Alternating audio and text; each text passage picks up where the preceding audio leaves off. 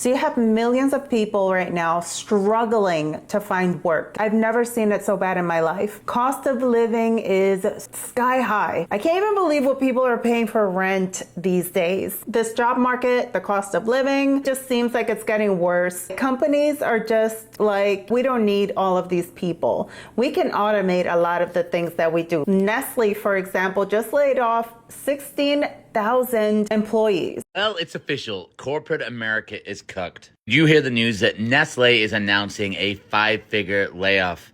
We are talking about 16,000 employees. This is coming under the new CEO who is laying off people in the name of automation, restructuring, using AI and automation to replace people. But that's not what's most concerning. What's most concerning is Nestle just had record-breaking profits. So they're making a ton of money. They're doing really, really well. But for 16,000 people who are going to be replaced by technology, they wouldn't have even seen this coming. They helped the company become profitable. They helped the company do well, and they are rewarded by losing their jobs to automation and technology. This is the first of many layoffs that are about to come over the next few months leading into 2026. Companies are betting big on automation and AI, and they are choosing technology over people. They're choosing efficiencies and profits over people. Be warned, if you're working at a large Fortune 100, 200 global company with hundreds of thousands of employees, you are at major risk of being a part of one of these restructurings as well.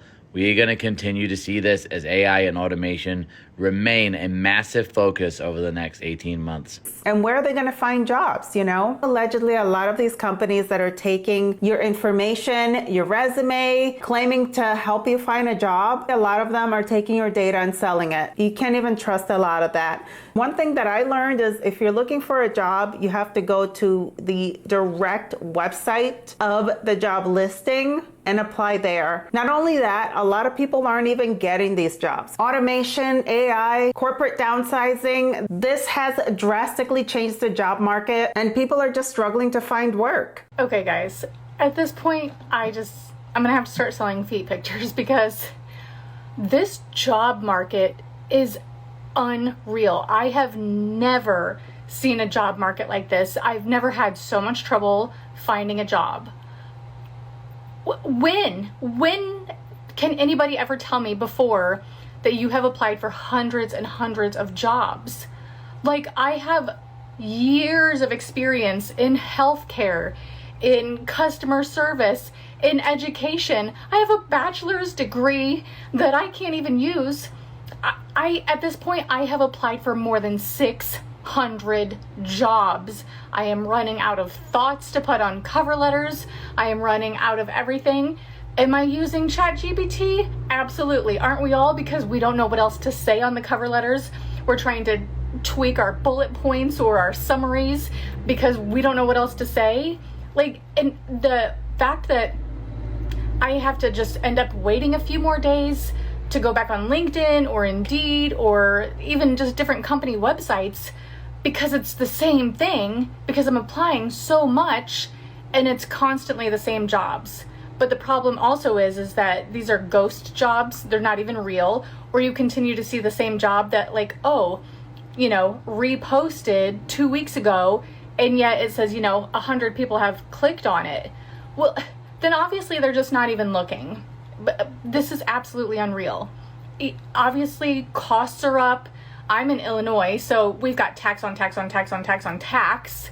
So our gas is nearing $4 because we have a new gas tax, and then we have the tax on the gas tax. And how are people supposed to survive? And I'm so tired of hearing like, oh, people are lazy and they don't want to work. Are you kidding me? I know I am not the only one. I see these TikToks all the time. People applying for hundreds of jobs. We're trying. Like, it's not a bunch of lazy people. Are there lazy people out there? Of course there are. But we're being put in with a lot of people that don't want to work when we're trying. I've seen people on LinkedIn who have applied for more than 1,000 jobs, which I'm not far from. But this is absolutely unbelievable. And I have applied, like, look, my bachelor's is in the healthcare field. Would I take something in customer service, or like right now I just kind of do a little bit of side hustling education, like tutoring and stuff. Just give me a job where I can pay the bills and have some benefits. I don't think that's too much to ask for. Being in your 20s now, we are so different from the 20s that our parents were experiencing and our grandparents, because, you know, the economy and things are so different. And I was saying how it's because they had way more capital. They could do a lot more with $40,000 a year. Whereas like now, $40,000 a year, girl, where are you living? You're living in a shoebox. And I think like a prime example of this, obviously there's so many people who experience this, is like, I have a master's degree. A master's degree I got at 22, and I can't use it because the jobs that are set for this master's degree are being defunded. Public health care.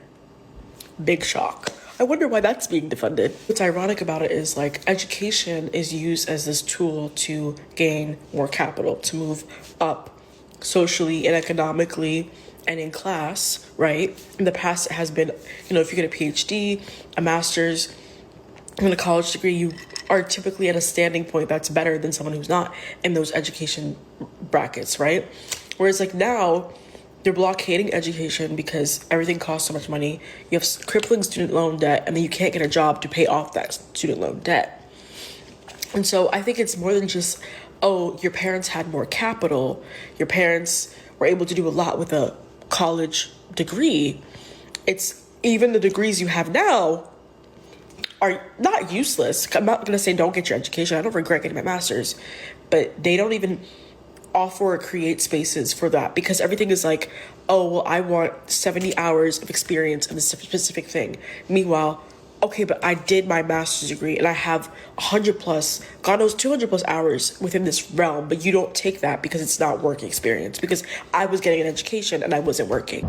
Hi, my name is Noah Nelson. I live in Arizona, around Tulsa area, Surprise area. I've lived here most of my life.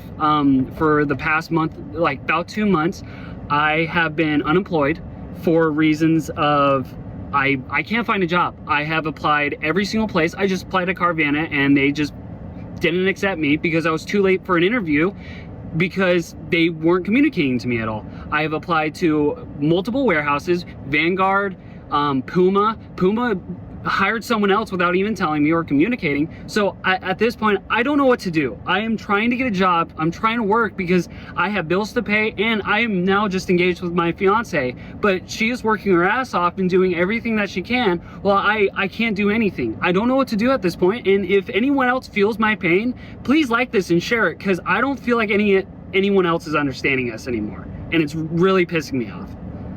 This young lady is giving you an insight on how she got her job. And nowadays you have to do unconventional things. You can't just apply to a ton of jobs because most people are not even getting hired. But this is how she did get her job. So this is how I got my dream job at 22. I got a lot of comments like this on my last video, and I want to talk about it. I would have killed for someone to tell me what I know now when I was applying for jobs. And disclaimer, I am no stranger to the terrible fucking job market right now.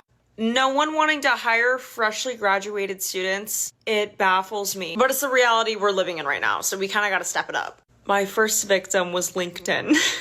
I adored the easy apply button on LinkedIn. Ran it dry. But after doing that for about a month, I realized there was no difference between me and the 100 other plus people that just applied. So I kind of realized you have to get creative with it. So after hitting the apply button, I would stalk them. Literally, I would find their website and I would send them an email to HR, to hiring, to whoever is going to get it to the right person, or at least get it to a person to forward it to the right person. And I would write them a cover letter that they never asked for. Whether the application wants you to write a cover letter, I don't care. Write one anyways, and you send it to that email. Attached with your application, attached with your resume, attached to a portfolio. If you want to be doing what I do, you have to have a portfolio. Even if you have no experience, make it up. Find a brand that you love and admire, or a local brand that could use some help, and create designs and create copies and talk about what you would do, talk about how you would strategize, the numbers that you would put behind it, the way that you would make it work in the algorithm, why it would be successful. I don't care. You need creative, you need copy, and you need strategy behind it. something to show that you can make it happen. I would attach all that in an email and I would send it off. And you know what? I would get ignored. I would just get a little clingy and I'd send them a follow-up.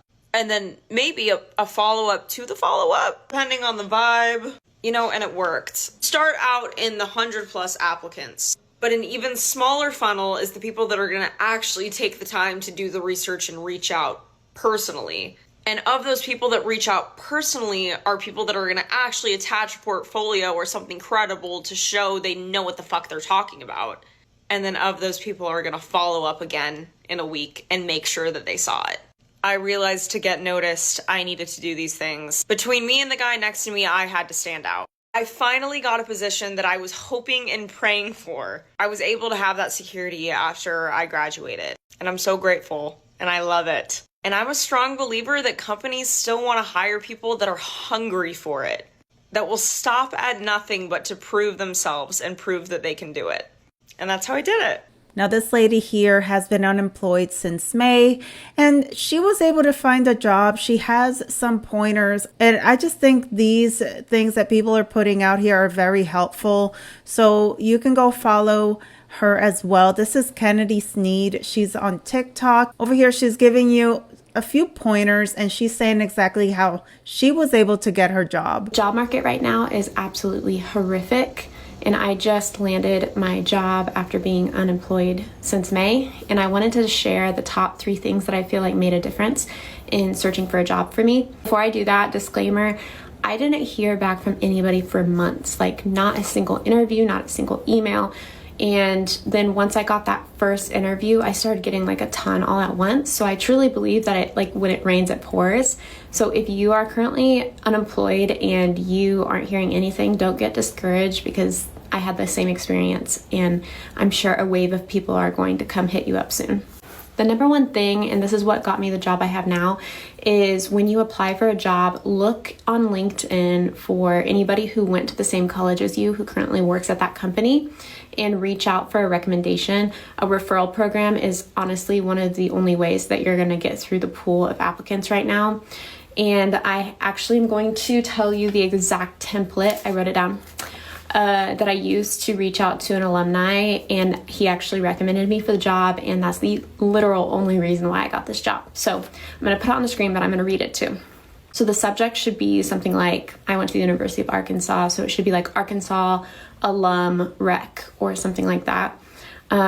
I will say, if it's a younger person, try to be more casual in your language, and if it's an older person, try to be a little bit more professional.